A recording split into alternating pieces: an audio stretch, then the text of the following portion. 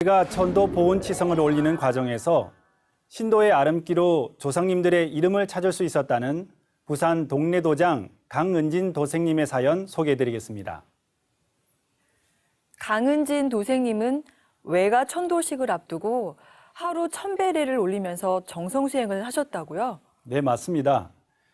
증산도 도생들은 조상님을 상제님과 태모님께 인도하는 예식인 천도식을 올리기 전에 도장에서 수행과 배례를 하면서 정성수행을 하는데요.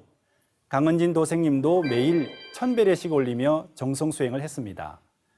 그런데 수행 도중 지난번 외선조 해원 천도식 때 빠진 조상님이 계신다는 느낌을 받고 도장에서 제물을 올리고 배례를 하면서 영이 밝은 외할머니와 자신에게 아름길을 열어달라고 간절히 기도를 올렸는데요.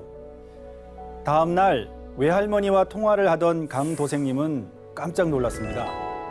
외할아버지의 본부인과 본부인의 자식인 외삼촌 2명, 그리고 이모 2명이 외할머니를 찾아와 이름을 알려주고 가셨다는 말을 들었기 때문입니다. 그뿐만 아니라 친가 조상님들도 강 도생님 외할머니에게 직접 찾아오셔서 이름을 알려주고 가셨는데요. 강 도생님의 외할머니는 내 조상이 옆에 있으니 앞으로는 네가 직접 물어봐라 하고 말씀하셨다고 합니다. 천재신명의 유일한 희망이 자손이다라고 하신 종도사님 말씀이 생각이 나는데요. 그 이후 기도를 하면서 4년 전 돌아가신 외삼촌의 이름도 알게 됐다고 들었습니다.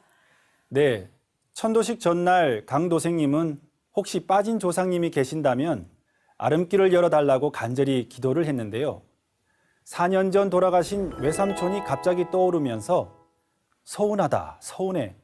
어떻게 나를 잊을 수가 있니? 라는 말이 갑자기 강 도생님 마음에 울려 퍼졌습니다. 하지만 항상 스님 삼촌이라고 불러왔던 탓에 이름이 생각나지 않았는데요. 죄송한 마음에 간절한 기도를 하던 중 문득 외삼촌 이름이 떠올랐습니다. 다음 날 외할머니께 전화로 여쭤보니 전날 강 도생님의 마음속에 떠올랐던 이름이 맞다고 대답해 주셨는데요.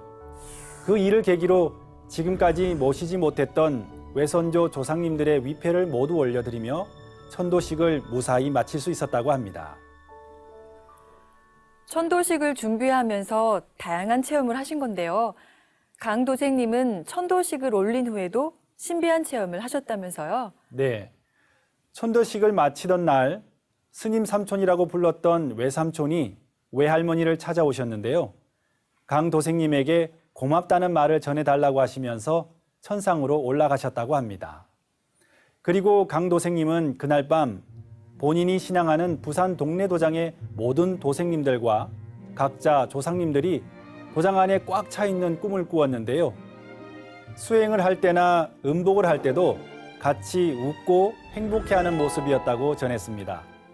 또한 한참 시간이 지나 외가 조상님들이 호적에 올라가지 못했던 사연을 알게 됐는데요. 외가 본적지 면사무소에 확인해 보니 외할아버지 호적이 아닌 외증조 할아버지 호적에 올라 있었다고 합니다. 네, 호적 정리가 제대로 되지 않았던 건데요.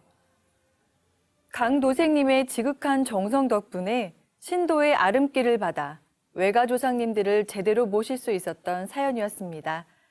강은진 도생님이 일심으로 신앙에 열매 맺는 태을랑이 되시길 기원합니다.